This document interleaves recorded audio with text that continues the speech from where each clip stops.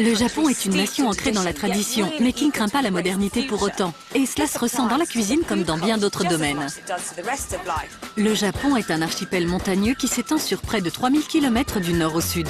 Cette insularité lui a permis de développer une identité culinaire unique.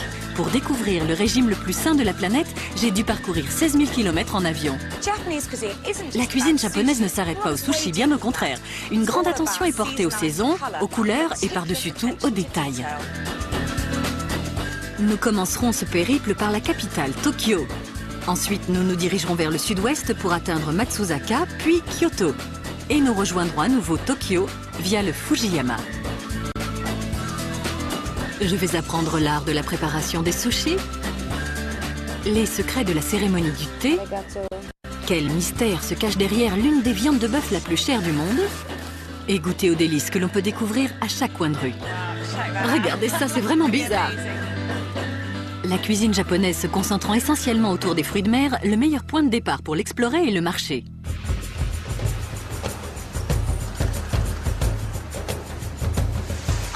Je suis dans l'un des plus célèbres marchés aux poissons du monde, celui de Tokyo.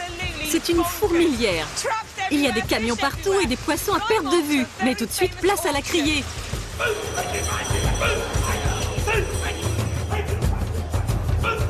Les Japonais consomment à eux seuls 1/6 des fruits de mer du monde.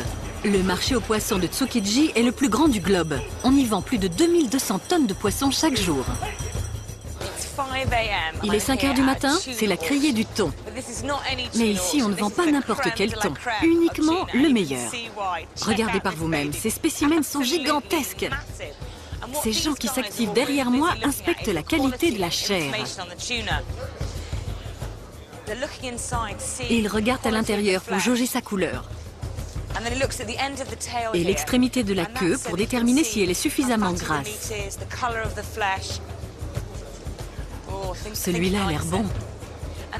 On peut trouver une foule d'autres informations précieuses. Cette étiquette indique le poids du poisson. Ici, vous voyez le numéro de criée, et là, c'est la zone de pêche d'où il provient. Je devrais filer avant de me retrouver avec ces autocollants sur les fesses.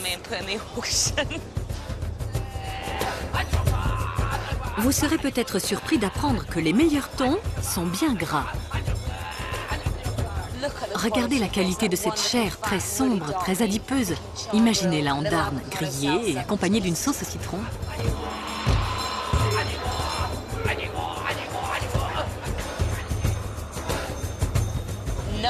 Le numéro 6 est un mastodonte. Il vient du Canada.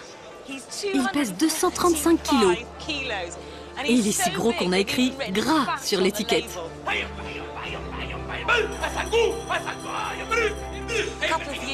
Il y a 2 ans, un thon de 200 kilos pouvait se vendre une petite fortune.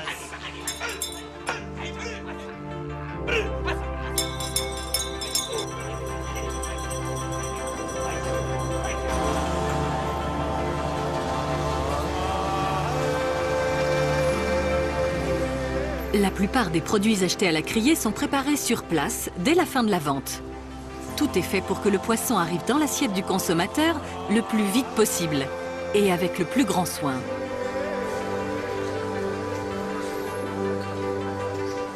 Le marché de Tsukiji exporte plus de 450 espèces de poissons et fruits de mer vers 60 pays. Regardez ces magnifiques coquilles Saint-Jacques. Des merveilles. Ça, au moins, j'en avais déjà vu. Mais visez-moi un peu cet engin.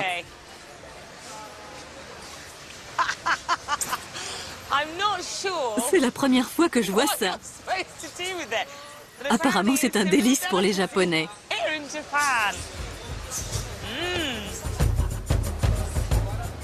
Ici, choix, qualité et fraîcheur sont les maîtres mots. Incroyable! Il y a moule et moule. Je vous confirme qu'elle est vivante. Je crois que c'est une Perna canaliculus. Croyez-moi, une seule suffit à vous nourrir. Vous l'ouvrez, vous la mettez au four avec un peu de beurre et d'ail. Délicieux.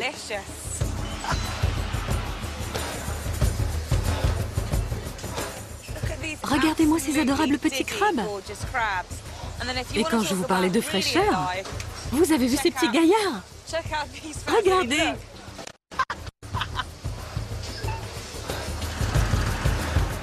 À l'heure où le marché ferme ses portes, le reste de la ville s'éveille. Les meilleurs poissons sont directement acheminés vers les cuisines des restaurants à sushi de Tokyo. Je vais apprendre l'art de les préparer auprès d'un maître. Le riz doit être lavé 3 fois avant d'être cuit à la vapeur, puis mouillé au vinaigre de riz. Voici Roméo. C'est lui qui va m'enseigner les secrets du sushi. Nous allons nous intéresser à la spécialité de la maison, gamique à lui tout seul. Pour commencer, nous avons du crabe, des pickles, de la sardine, de la Saint-Jacques, de la ciboulette, du calamar, des œufs de hareng, du saumon, du budgie, un poisson dont je n'avais jamais entendu parler, du magnifique thon, une crevette, du concombre et de l'omelette. Maintenant, il va falloir faire un sushi avec tout ça. Heureusement que Roméo est là. On y va? C'est parti! Le nori, on l'aligne, comme ça. Le nori est une feuille d'algue. Un sushi entouré de nori s'appelle un maki. Une boule de riz de la taille d'une orange. L'astuce, c'est de garder les doigts mouillés pour que le riz ne colle pas. Il va trop vite.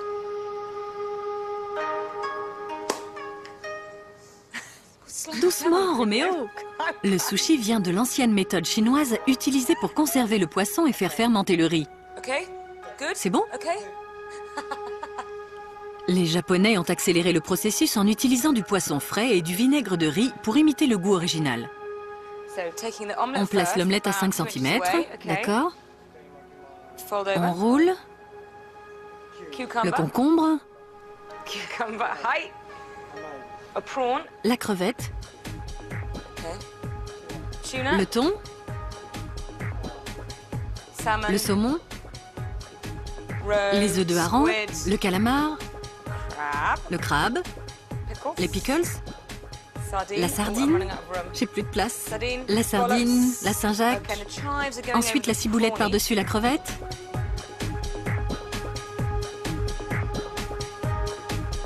C'est le plus difficile. C'est énorme. Maintenant, je prends ça. Le petit tapis de bambou ou makizu est utilisé pour donner sa forme au sushi. On appuie bien, comme ça. Et maintenant, on coupe. Vous avez vu ce couteau? De moitié, d'accord.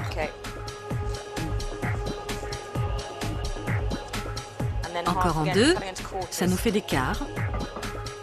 Il existe différents types de sushi. Le plus courant, le nigiri sushi, est une simple tranche de poisson placée sur une boule de riz. L'énorme maki sushi de Roméo s'appelle futomaki. Il vaut mieux avoir bon appétit. On a un problème de crevettes. Il a dit c'est bien. Maintenant, dernière étape, la décoration. Nous avons du thon gras, des œufs de saumon, de l'oursin et des crevettes. Je place un peu de thon sur chaque tranche. Quelques œufs de saumon également. Et enfin de l'oursin. Ah oui, les crevettes. Voilà, comme ça. Et bien sûr, le wasabi. Le wasabi est obtenu à partir de réforts japonais. Avec le gingembre mariné au vinaigre, c'est l'accompagnement idéal du sushi. On voit bien la différence. Il est allé beaucoup plus vite que moi, mais je suis assez fière de mon coup. C'est bien?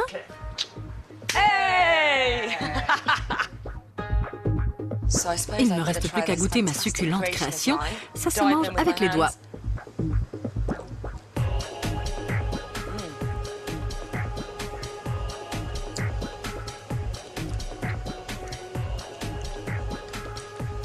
Au risque de paraître prétentieuse, c'est délicieux.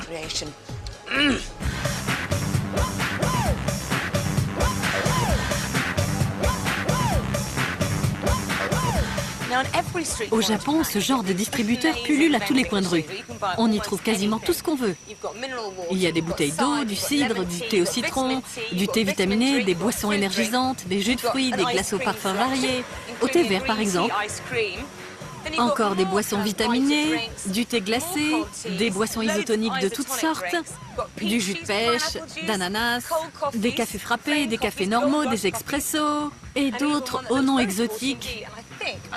Je pense que je vais opter pour un thé vert glacé. Et voilà, facile. Si le sushi est un petit encas froid et facile à transporter, on trouve le ramen ou nouilles au bouillon dans l'équivalent de nos fast-foods. Les boutiques qui en vendent se comptent par centaines. Nous sommes maintenant à Yokohama. On pourrait surnommer ce dédale d'impasse ruelle à ramen. Ici, vous pouvez goûter les différents types de nouilles servis au Japon.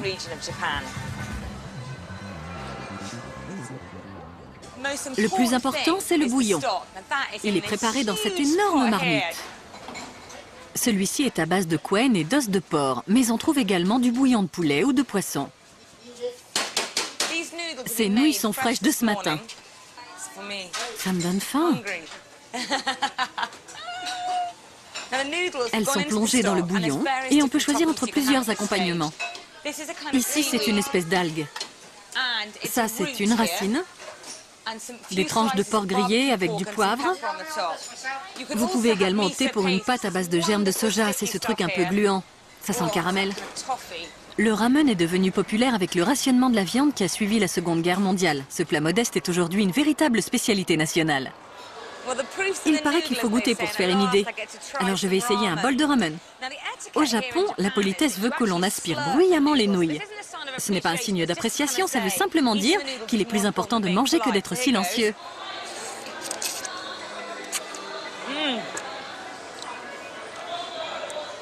C'est très onctueux. C'est une spécialité du sud du Japon. Maintenant, je vais essayer celle de Tokyo. Le bouillon est plus clair. Il est fait à base de poisson. On y va.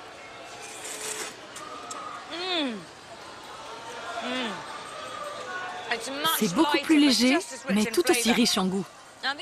Ces nouilles sont délicieuses, mais j'ai un aveu à vous faire. Je ne suis pas à Yokohama, mais au musée du ramen. Ce ne sont pas de vraies rues. C'est un décor de cinéma.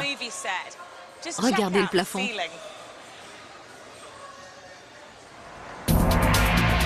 Les Japonais ont l'une des alimentations les plus saines du monde, mais bon nombre d'ingrédients sont un vrai mystère pour moi.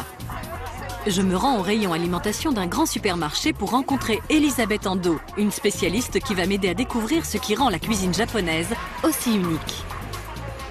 Le dashi est un ingrédient essentiel des bouillons. Il est fait à partir d'une algue. Si rien n'est précisé, prenez du shiitake. C'est un exhausteur de goût tous usages. Ce n'est pas mal, mais ça n'a pas grand intérêt. Le nishori donne un bouillon transparent, avec des petites miettes qui flottent au milieu. Il dégage un arôme marin très fin et assez difficile à qualifier. Le nakomo est très apprécié dans la région de Kyoto ou d'Osaka. On voit trois gaillards en train de tirer des algues. Ils ont l'air d'en avoir beaucoup mangé. C'est vrai, il faut beaucoup de force pour les récolter.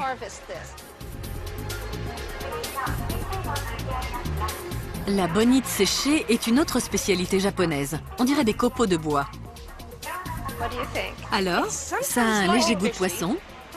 On appelle ça également bacon de la mer, parce que ça a un arrière-goût un peu fumé et qu'il en faut un peu. Je sais que le miso est un autre ingrédient essentiel. Qu'est-ce que c'est exactement? Pour faire simple, ce sont des germes de soja fermentés. Mais on ajoute divers ingrédients au cours de la fermentation. On peut, par exemple, ajouter du mugi, c'est-à-dire de l'orge. Ça modifie la nature du miso. Chaque région a sa façon de le préparer, comme le vin et le fromage en France. Il faut que vous goûtiez celui-ci, on le trouve rarement ailleurs qu'au Japon. On appelle ça du mugi miso, et ça vient d'une région appelée Oita. Alors? Incroyable, non? C'est très savoureux. C'est une explosion de parfum. Ça a un goût de fromage. L'arôme de l'orge est très intense, mais ça reste assez sucré. C'est vrai. C'est dû à la fermentation de l'orge qui dégage des glucides. C'est fantastique, non? Comme on pouvait s'y attendre, le vinaigre japonais est fait à base de riz. Il m'arrive d'en utiliser chez moi. C'est vrai? Je m'en sers pour faire des sauces. Vous avez pris de l'avance? Oui, en quelque sorte. Voilà celui que j'utilise. Je suis sûre que vous allez me dire que ce n'est pas le bon. Non, c'est bien, mais ce n'est pas le meilleur. Vous avez le vierge et l'extra vierge. C'est le moins bon de tous. Oui, c'est le plus frelaté. Celui-ci est pur. L'extra vierge? Oui, c'est du vinaigre de première pression. C'est un peu comme les différentes qualités d'huile d'olive. C'est la pression qui fait la qualité. Ce sont deux produits totalement différents. J'en ai vu d'autres par ici. Oui, ce sont des vinaigres artisanaux. Celui-ci est du gangmai. Il est fait avec du riz complet, c'est-à-dire non décortiqué. On dirait une bouteille de champagne. Certains vinaigres sont destinés à être bu. On va se prendre une bonne bouteille de vinaigre pour ce soir. Bien sûr, pourquoi pas? Au Japon, on apporte un soin méticuleux à la présentation. Mais les sandwichs japonais sont pour le moins étranges. De loin, on pourrait croire que c'est une sandwicherie classique. Détrompez-vous, nous sommes au Japon. Les garnitures peuvent être assez étonnantes. L'un des plus populaires est le sandwich à la patate. Séparément, je connais, mais je n'ai jamais goûté les deux ensemble. Celui-ci est au rhum raisin. Il faut que je goûte. C'est une première pour moi.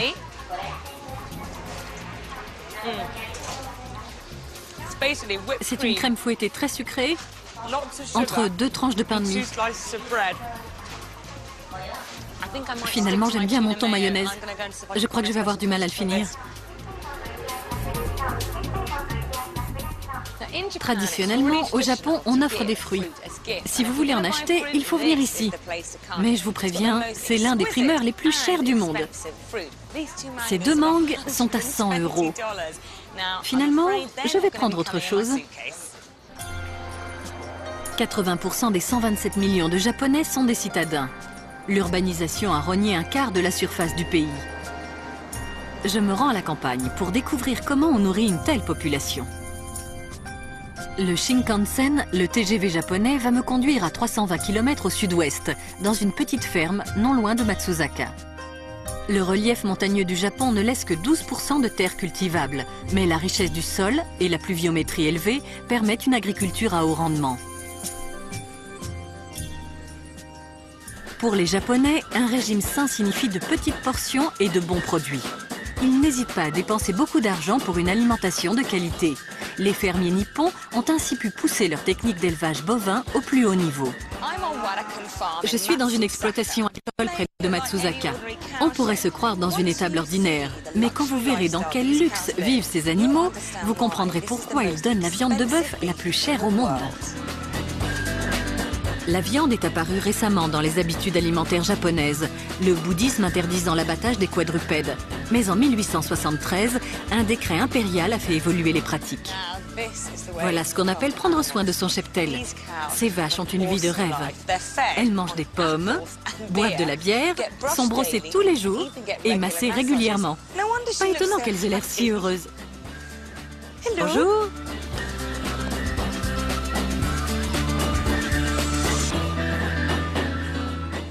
Cette vache est en train de siroter une bouteille de bière.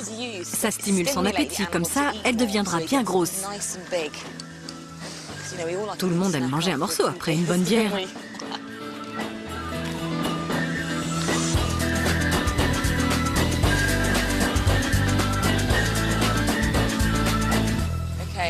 Je vais faire un massage au saké à cette vache. Tout d'abord, je dois cracher une bonne rasade d'alcool.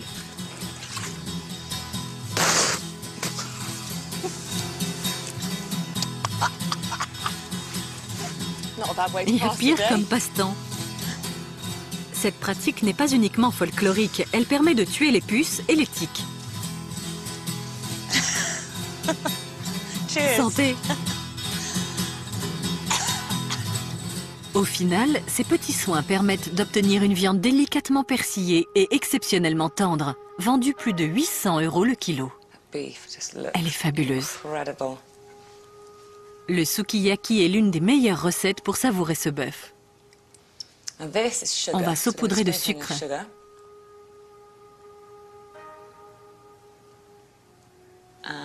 et ajouter un peu de sauce soja. Au Japon, il est courant de cuisiner les plats directement à la table. Patience. Quelques gouttes de dashi, le bouillon à base d'algues et de poissons.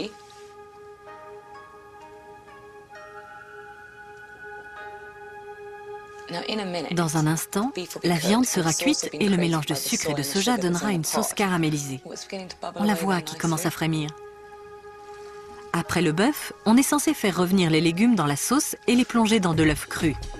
Mais je ne peux plus attendre. Je n'ai jamais autant salivé de ma vie.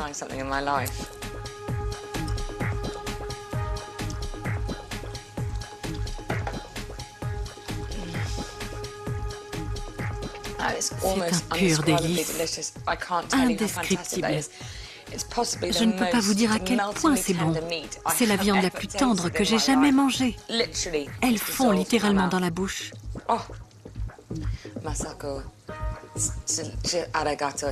C'est succulent, merci. Et ce plat vous coûtera la bagatelle de 100 €. Il est temps de reprendre le train pour faire une petite halte du côté de Kyoto, l'ancienne capitale du Japon. Kyoto est une ville extraordinaire. Capitale impériale pendant près de 1000 ans, elle comporte 17 sites inscrits au patrimoine mondial de l'UNESCO. Elle est l'incarnation de la culture japonaise. S'il est une tradition encore perpétuée de nos jours, c'est le sado, la cérémonie du thé. Ce rituel était pratiqué par les shoguns et samouraïs. Il requiert beaucoup de concentration et de calme. Jadis réservé aux hommes, la coutume s'est étendue aux femmes. Oui, c'est très aéré, ça n'a rien à voir avec le thé ordinaire. On n'utilise que du thé vert, réputé pour ses propriétés régénératrices.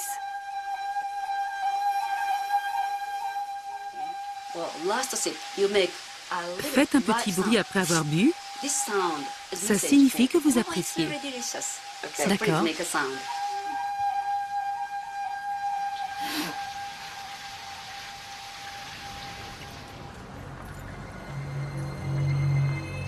Les Japonais fréquentent les restaurants depuis des siècles.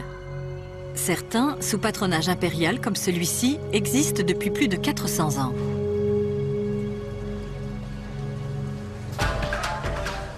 C'est dans cet établissement qui porte le nom de l'ancienne capitale que la famille impériale venait manger lorsqu'elle était à Kyoto. Les plus grands chefs occidentaux viennent s'y initier à la cuisine japonaise.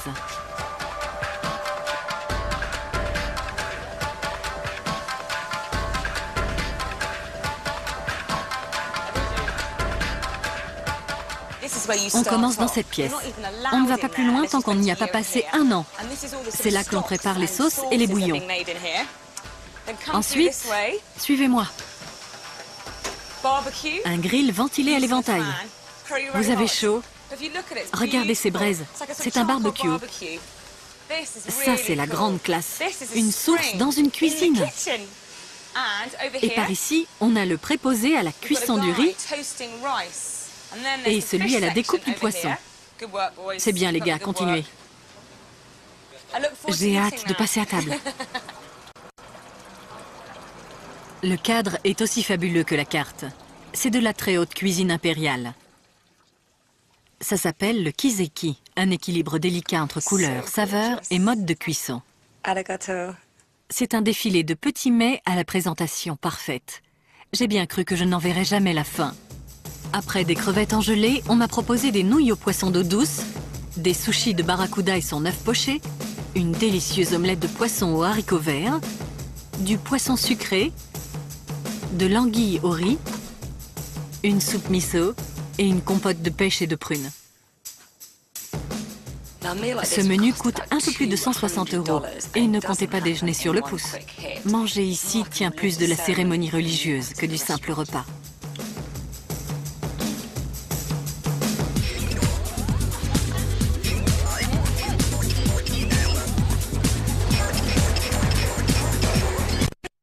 aussi le marché de Nishiki, la cuisine de Kyoto. Ce marché existe depuis le XVIIe siècle. La famille impériale y a toujours ses habitudes, malgré les 500 km qui le séparent de leur nouvelle résidence à Tokyo. Cette boutique est réputée pour ses pickles. Les pickles de Kyoto sont faits avec des légumes de la région, et ça c'est la star, le shibazoke. Il a une couleur ravissante. C'est à base de concombre, et c'est à cause de l'aubergine et du gingembre qu'il a cette teinte violette. Le plus fort ici, c'est qu'on a le droit de goûter à tout ce qu'on veut. Je vais piocher un peu de ça.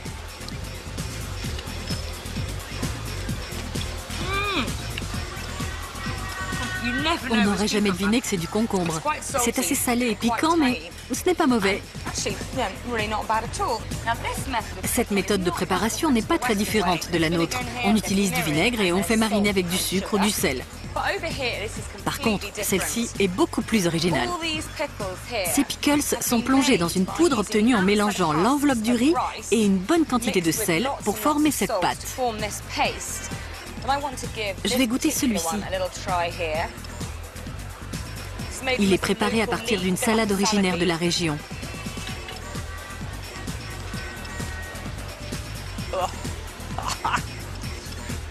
Berk.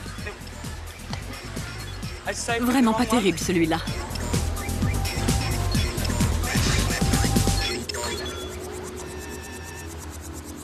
Les pickles japonais ou tsukemono sont censés ouvrir l'appétit.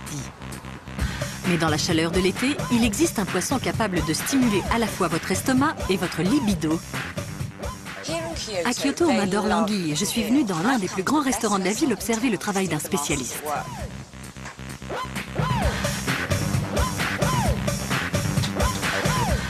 Nous, les Occidentaux, avons quelques réticences à voir notre repas se faire tuer sous nos yeux. Mais au Japon, comme dans beaucoup de pays d'Orient, la fraîcheur prime sur la sensibilité. On les attrape par la tête. Au moins, je suis sûre à 100% que le poisson est frais. Je n'arrive même pas à en attraper une. Ces types sont de vrais virtuoses.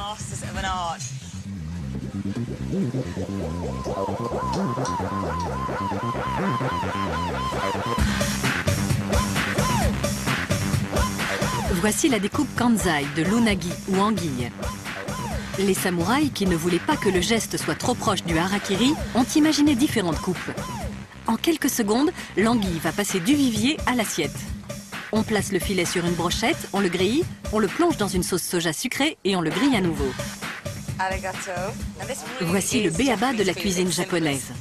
Un bol de riz et un filet d'anguille. Allons-y.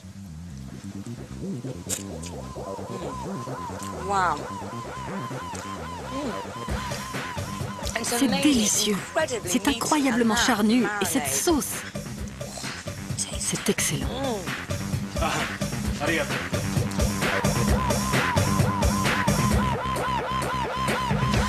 Une industrie gigantesque est née de la culture culinaire japonaise. La précision des coupes exige les lames les plus acérées, et les Japonais en ont le secret. Ce coutelier est celui de la famille impériale depuis 400 ans. Ici, il n'y a pas de couteau de cuisine standard comme en Occident. Chacun a une affectation précise. Je vais vous montrer autre chose. Voici les couteaux les plus chers de cette boutique. Celui-ci coûte 2200 €. Je me contenterai de celui-là. Regardez, il est magnifique. Le manche est en os. Je peux le voir de plus près ?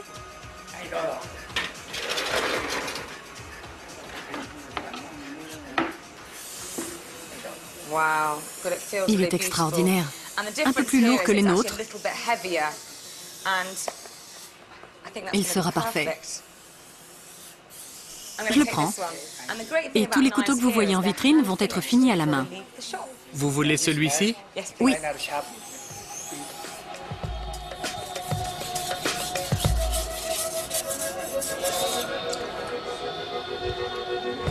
Ce couteau ne sortira pas d'ici tant que mon nom n'y sera pas gravé.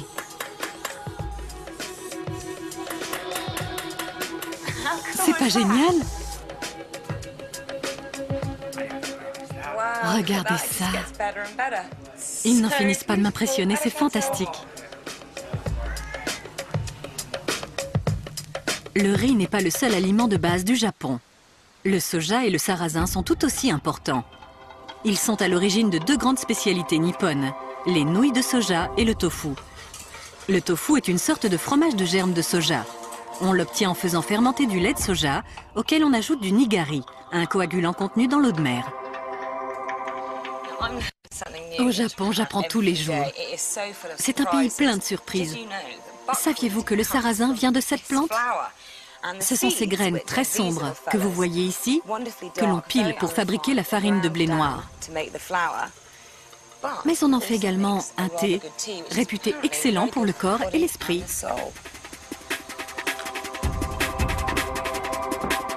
Ce restaurant de Kyoto a été fondé il y a 400 ans. On y confectionne des nouilles de soja et du tofu tous les matins. Les nouilles sont servies froides avec une variété de sauces et d'accompagnements. Avec du ponzu par exemple, une sauce à base de soja et de bonite. Ou bien du wasabi et des oignons nouveaux, des pickles, de la rhubarbe, du maquereau mariné ou des haricots verts au sésame. C'est absolument délicieux. Quelle finesse, c'est fantastique.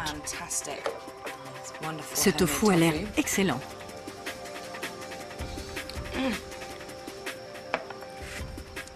C'est incroyablement riche, bien plus crémeux que du tofu ordinaire. Le wasabi se marie parfaitement avec. C'est un délice. Je vais essayer le dessert au sarrasin. C'est incroyable, ça ressemble à du tofu, mais c'est un dessert.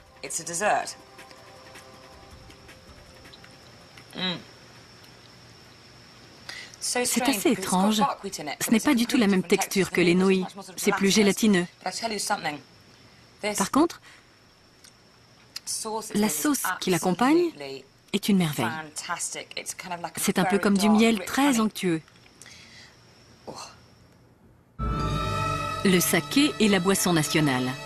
C'est un mélange de riz et d'eau brassé comme de la bière, mais aussi élaboré que le vin. Cette brasserie est gérée par la famille Damon depuis 1826.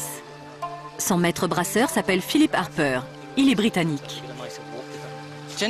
En général, le saké est très pâle, mais vous verrez que les cuvées plus anciennes sont plus foncées.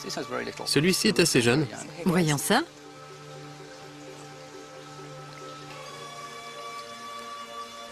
Il a un parfum de levure très sucré. C'est vrai, il est très doux, tout en étant vif et relevé. Oui, mais j'aime assez. C'est très différent des sakés que j'ai pu goûter. Ceci dit, je dois avouer que j'ai peut-être commis l'erreur de les boire tièdes. Non, pas forcément. Tout dépend du type de saké. Celui-ci est non pasteurisé. Il est fait pour être bu froid. Mais d'autres sont destinés à être servis tièdes. L'important, c'est de respecter la bonne température de dégustation. C'est quoi, celui-ci? C'est le même, mais il a été mis en bouteille il y a 3 ans. Il a été mûri dans une cave à basse température. On voit bien que la robe est plus profonde. Oui, il est un peu plus jaune. C'est dû à sa conservation à basse température. Il sent moins la levure. En effet, il est plus rond, avec des arômes de paille et un côté plus vieux. Je ne verrai plus jamais le saké comme avant. J'en reprendrai bien une gorgée, je peux? Ah oui, allez-y. Comment dit-on en japonais? Kampai. Kampai. Merci. De rien.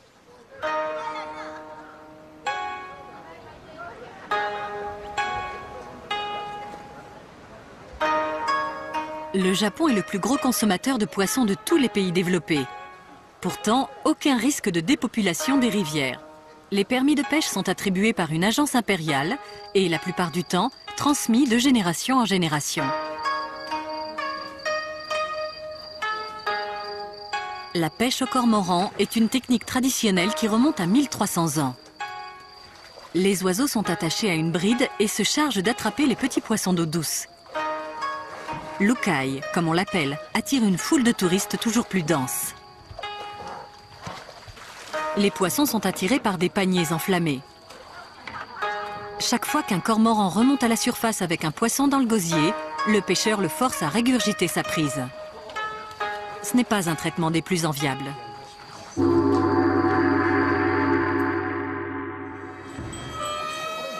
Le mont Fuji est le volcan sacré et endormi du Japon.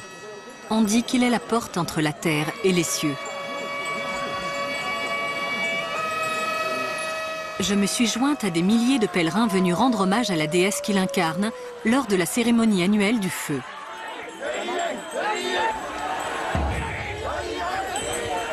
La foule transporte une immense effigie de la déesse depuis le temple shintoïste de Fuji-Yoshida jusque dans les rues de la ville. Après des heures de procession, les appétits se creusent. Peut-on imaginer expérience plus enthousiasmante qu'un festival culinaire japonais? Voici des takoyaki. Ces délicieuses boulettes sont préparées à base de poulpe panée à la farine et au lait, accompagnées d'oignons nouveaux, de cacahuètes, de gingembre et de copeaux de bonite séchés. C'est fort.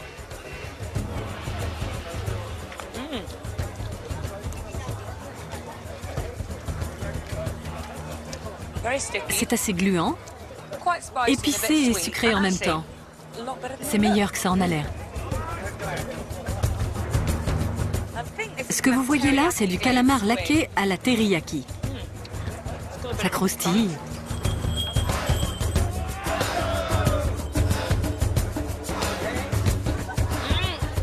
C'est très bon.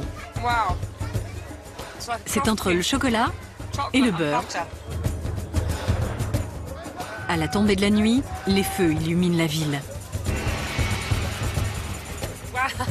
Incroyable. C'est une sorte d'omelette japonaise. À l'origine, on l'a préparée avec les restes d'un repas ou d'un banquet. On y trouve de tout. Du chou, du gingembre mariné, des cacahuètes, des oignons, des crevettes. Ça a beau être fait avec des restes, c'est succulent. Et maintenant, le yakitori. C'est le genre de plat que l'on trouve absolument partout. Ce sont des brochettes de poulet grillées plongées dans la sauce soja sucrée.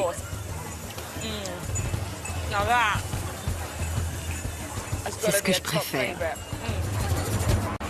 Il faut que je goûte à tout ça. C'est dur, la vie.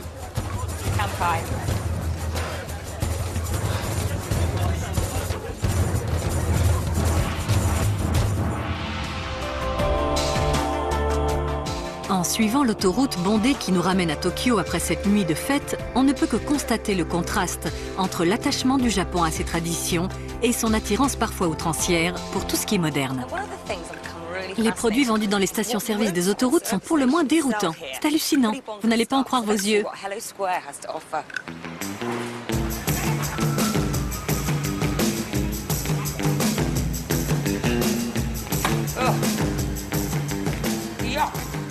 Mes emplettes. Des bonbons sushi. Qu'est-ce que vous dites de ce panier repas? Du poisson séché, regardez, il est juste là. Des longuets à la crème, du calamar.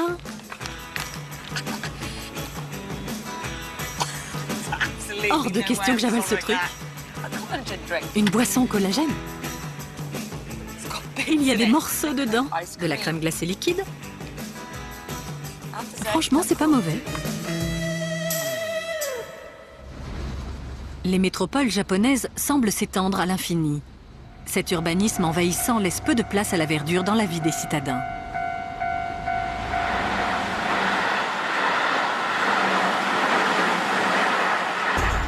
J'ai été invitée chez Madame Fuji, dans la banlieue de Tokyo. Quand elle m'a dit qu'elle habitait sur la voie ferrée, je ne pensais pas qu'elle était sérieuse. Madame Fuji m'honore en m'accueillant chez elle. C'est assez rare. En général, les Japonais n'aiment pas partager leur intimité. Et comble du bonheur, elle va m'apprendre à faire des tempura. Merci beaucoup de nous recevoir. Nous allons faire des tempura? Oui, c'est ça. Génial. Avec plaisir. La première étape est la préparation de la sauce. C'est vrai. Vous pouvez verser l'eau, s'il vous plaît. D'accord, voilà. Et ça, c'est de la sauce soja? Oui. On en met 2 cuillerées à soupe et demie. Et du saké sucré, 3 cuillerées à soupe. Oh, de la bonite séchée. On en met un demi-bol.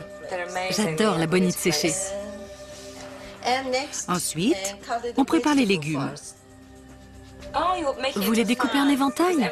C'est vrai que la présentation compte beaucoup. Portez la sauce ponzu à ébullition et filtrez les copeaux de bonite. Ensuite, préparez les crevettes. Vous faites de petites incisions sur le dos des crevettes pour qu'elles ne se recroquevillent pas à la cuisson? C'est ça. Elles restent droites. Encore une fois, la présentation est très importante. En entaillant le calamar, la pâte à frire adhérera mieux et la cuisson sera uniforme. Et voici une petite astuce. Il faut régulièrement éponger l'eau. Du calamar, sinon il bave, c'est ça? C'est ça. C'est ce qui s'appelle avoir le sens du détail. Une petite incision ici, Pourquoi faire? parce qu'il y a de l'eau à l'intérieur. Il faut la vider. Vider l'eau de la queue? Oui. Madame Fuji ajoute un œuf au mélange classique d'eau glacée et de pâte à frire. Pas d'hésitation, on y va d'un coup? Oui. Ce n'est pas grave s'il y a des grumeaux? Non. D'abord les légumes.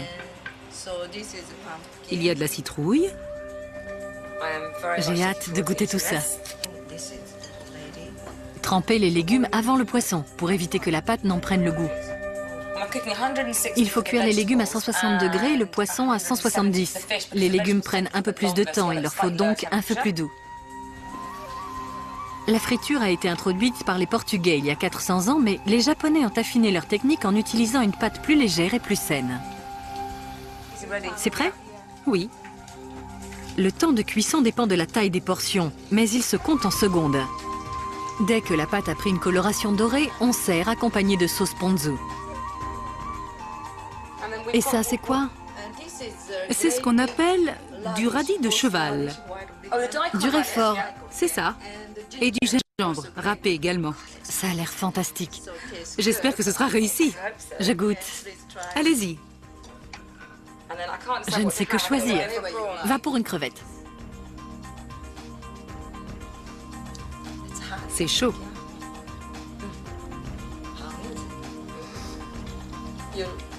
Vous aimez? Votre mari est un sacré vénard. Merci. C'est le meilleur tempura que j'ai jamais goûté. C'est merveilleux. Vous êtes gentil, merci. Pour conclure cette exploration culinaire, nous allons nous livrer à l'ultime expérience gastronomique nippone.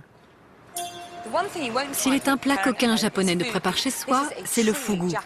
C'est un poisson délicieux qui s'est acquis une réputation unique. Et s'il n'est pas préparé dans les règles, il peut vous tuer. Je suis donc venue à la rencontre d'un maître en la matière.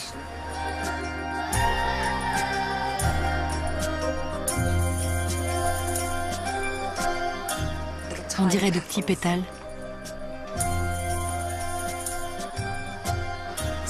C'est l'étape la plus appétissante de la préparation.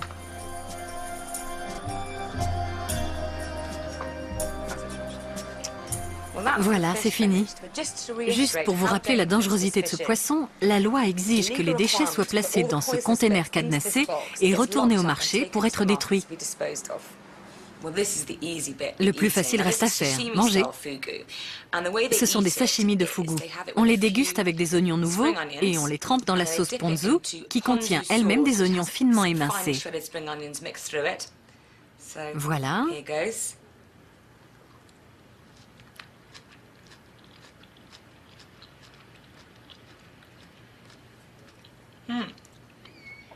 C'est étonnamment subtil. La texture est inhabituelle. En tout cas, c'est très intéressant.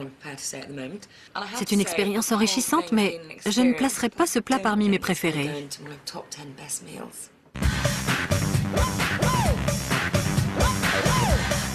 Des rites traditionnels à la technologie de pointe, les Japonais sont toujours en quête de nouveautés.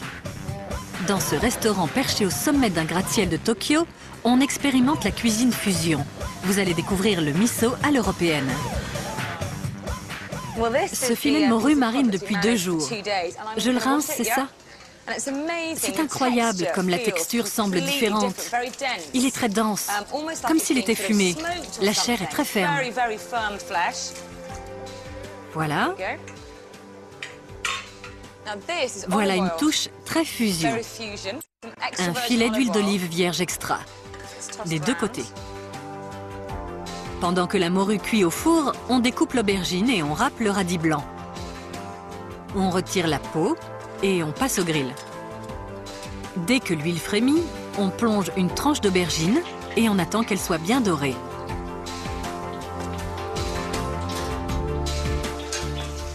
On verse un peu d'eau dans le dashi.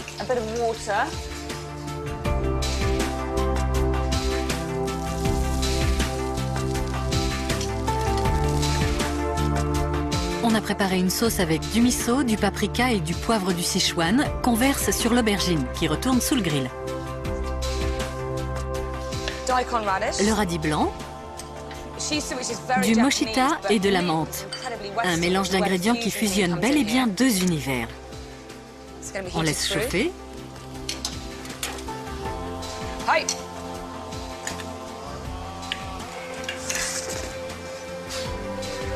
Les œufs de saumon frais sont pochés dans le dashi. Quelle assiette magnifique, j'adore. On commence par l'aubergine.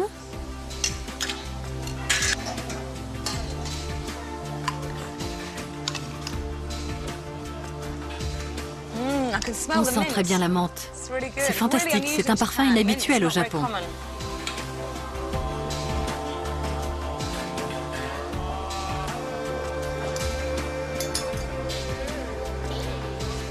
Du paprika autour de l'assiette. Et de l'huile d'olive. On est dans la fusion. Magnifique. C'est fini? Je peux goûter? Génial, mon moment préféré. C'est tendre.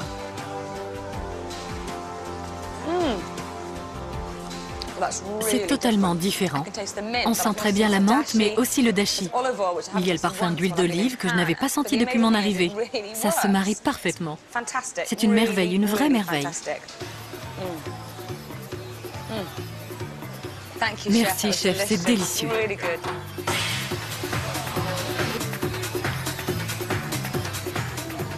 Je n'oublierai jamais ce que j'ai vécu et dégusté au Japon. Les vaches buveuses de bière de Matsuzaka, l'héritage plein de charme du vieux Kyoto, ma visite des coulisses du fast-food nippon et l'énergie inouïe qui baigne cette nation. Il paraît qu'on est ce qu'on mange. C'est donc peut-être cette alimentation saine et harmonieuse qui donne aux Japonais l'espérance de vie la plus longue de la planète.